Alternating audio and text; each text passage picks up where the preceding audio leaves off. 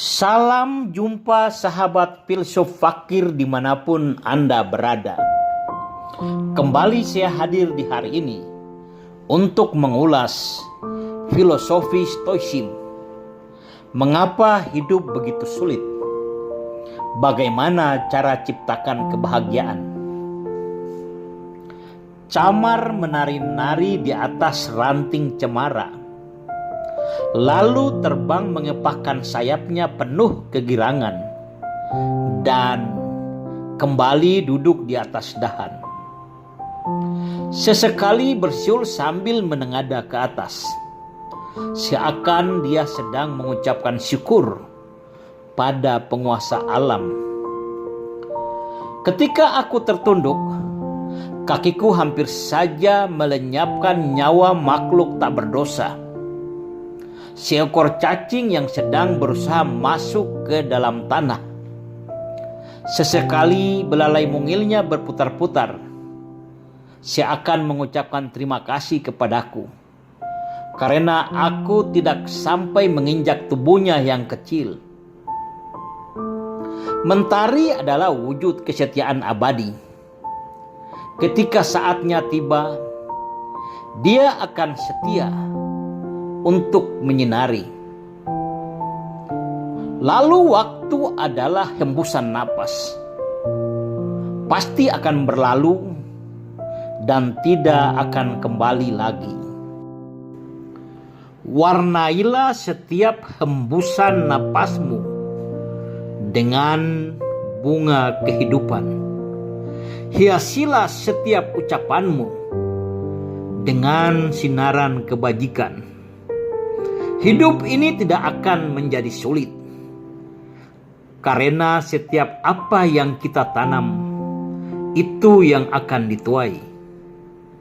Rumus kehidupan yang sesungguhnya adalah jujur pada diri sendiri. Terjerat dalam sandiwara kehidupan akan membuat batinmu tersiksa. Terperangkap dengan kemewahan dunia akan membuat ragamu teraniaya. Kesenangan atau kebahagiaan tidak bisa diukur dengan kemewahan.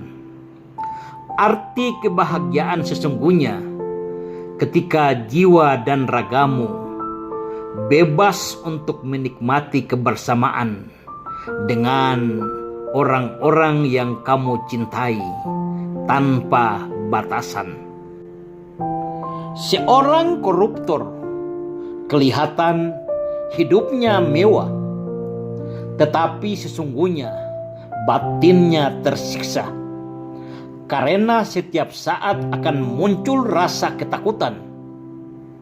Kapan dia akan dipenjara karena kesalahannya.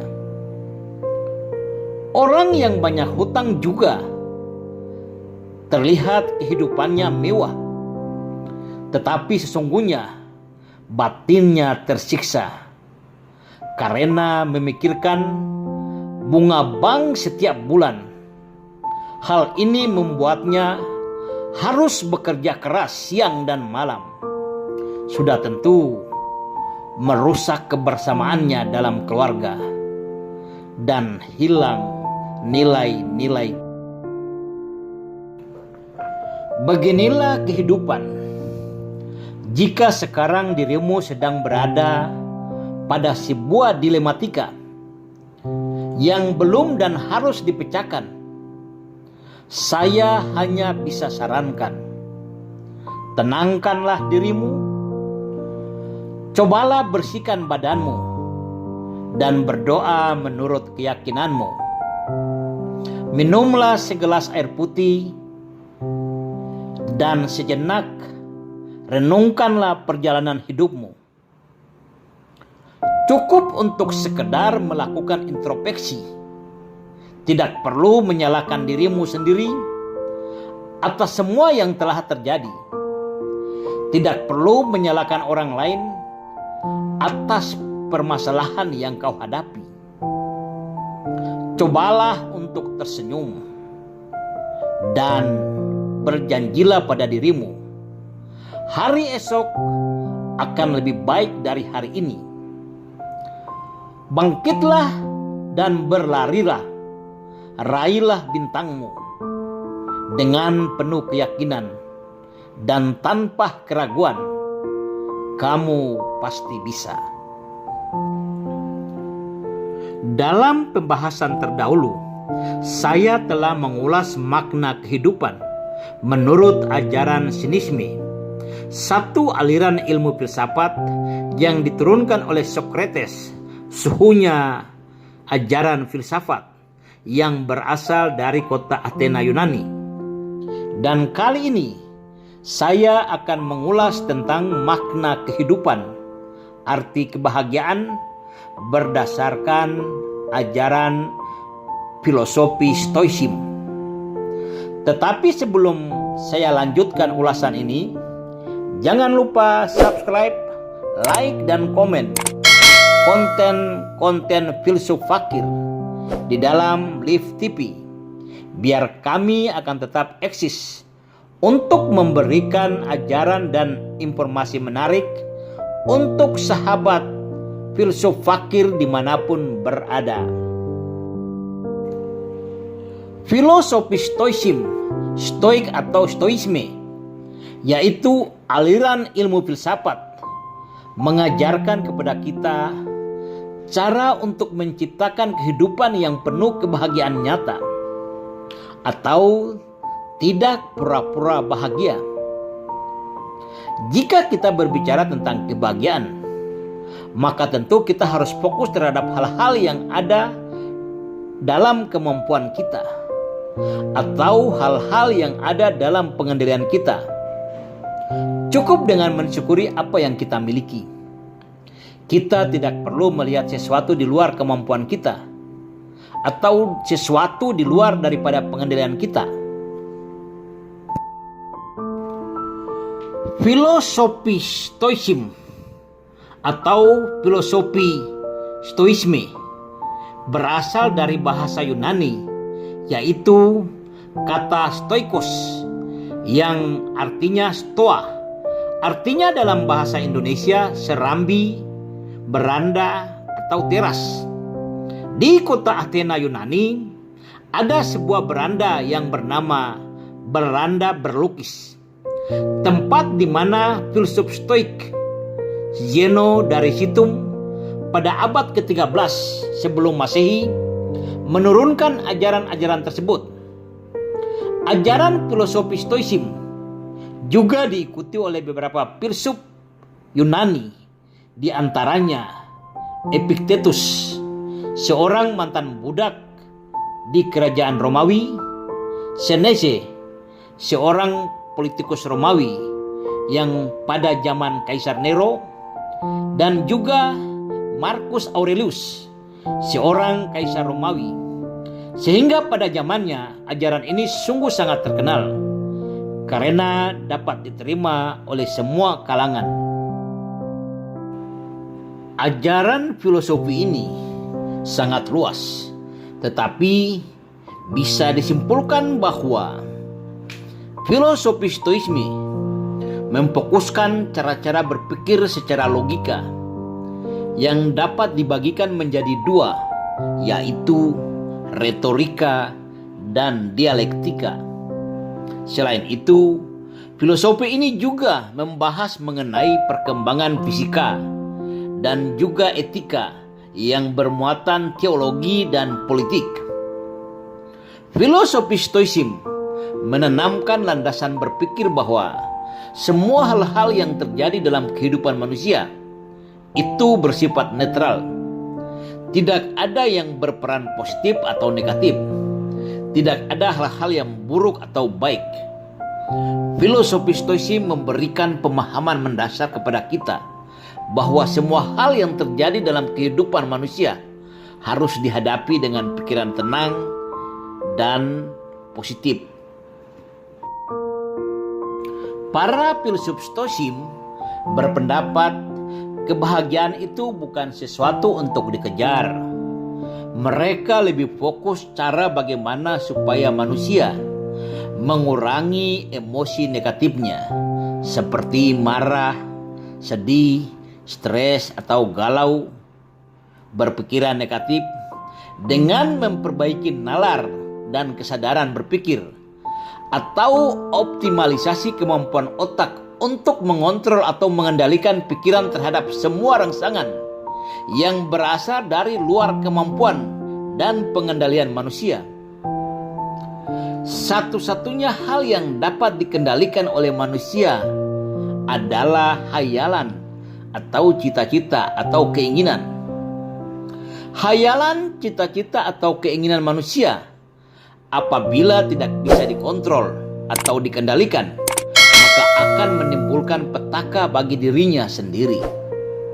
Sedangkan hal-hal di luar dari kendali manusia, misalnya harta, jabatan, istri yang cantik, pekerjaan yang baik, dan semua yang merupakan bagian dari duniawi, itu merupakan sesuatu di luar daripada kemampuan atau pengendalian manusia. Satu ketika ada seorang karyawati yang ngontrak di samping rumah datang menjumpai istriku sambil menangis. Dia meratapi nasibnya dengan menangis terseduh-seduh, mengungkapkan perasaannya bahwa dia baru saja dipecat dari tempat kerjanya. Akibat pemecatan itu, hidupnya seakan sudah berakhir. Dia benar-benar stres dan putus asa. Sudah menunggu 1001 masalah yang tidak dapat dipecahkan sendiri. Sekolah adiknya yang selama ini dibiayai terancam putus. Cicilan rumah orang tuanya di kampung terancam macet. Kredit motor belum lunas.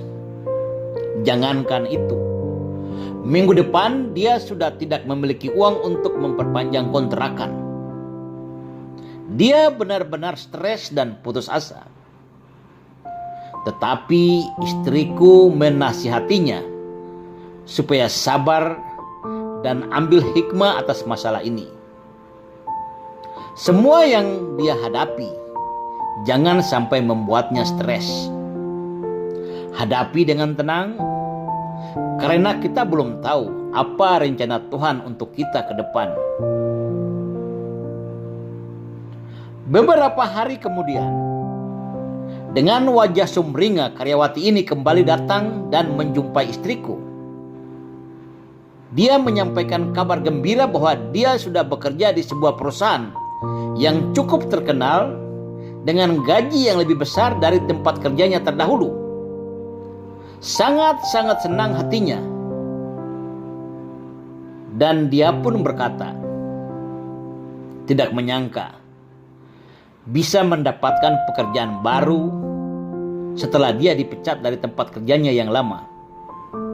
Dan dia menyatakan dia sadar pekerjaan atau rezeki itu adalah sesuatu yang sudah diatur, adalah sesuatu di luar daripada kemampuan kita sebagai manusia, di luar daripada pengendalian kita,